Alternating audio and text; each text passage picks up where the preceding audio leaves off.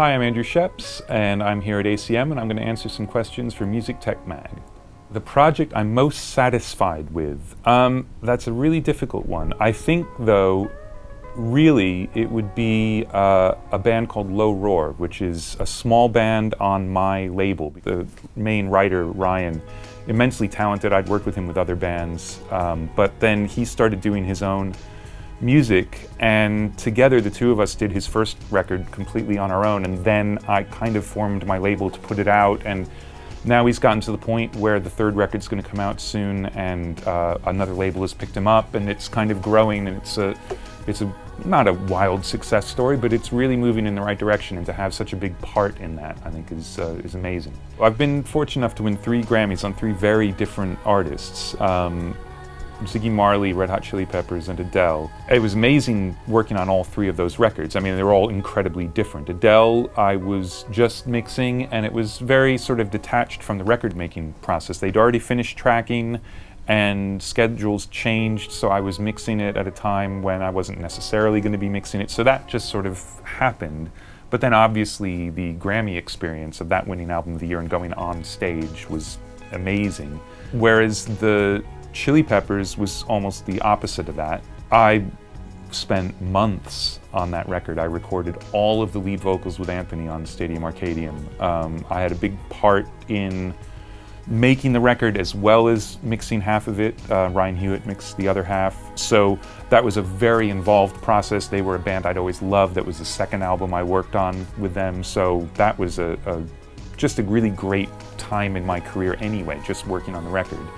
And the Ziggy Marley record kind of came out of nowhere, and in some ways was absolutely terrifying. The more traditional reggae tracks were something, I mean, I'd listened to a lot of reggae actually, but I'd never worked on it, and I don't know how to do it. I don't know, so I just did what I did, and it turned out Ziggy loved it, and some other people did too. So that was just a really gratifying experience to work with someone I really looked up to, but it was a very kind of normal process mixing a record.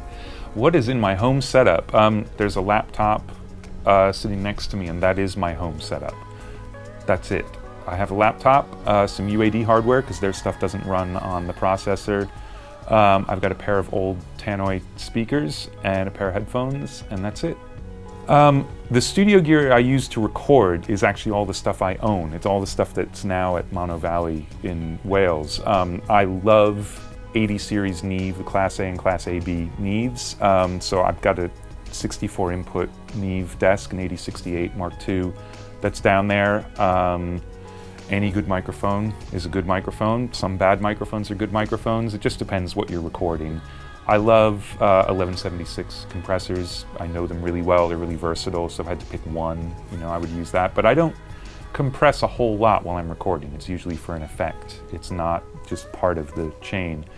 And to be creative, my modular synth. I've got a really big Eurorack setup that I use all over the Low Roar records. I actually do quite a bit of synth stuff on there, but I use it for processing on drums sometimes, or guitars, and also just to mess around, just to have a break, to do something, because there's no screen, you can't hit save, it doesn't tell the time, and you can't check your email on it. You're just sitting in front of a bunch of knobs and wires, listening to crazy sounds, and I love that.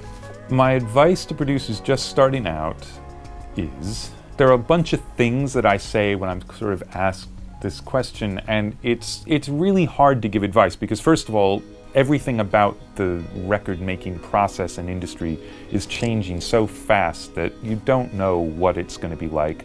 There's so much luck involved in any of it. I mean, I have a career because I'm lucky. Absolutely, there's no question. But the real thing is, for people just starting out, is to try and realize that there's something to learn from everything you work on, even if it's you're learning what not to do. If you're working for another producer and you don't like the way they're handling a vocalist, well, now you've learned not to do that. So that can be just as valuable as learning what to do.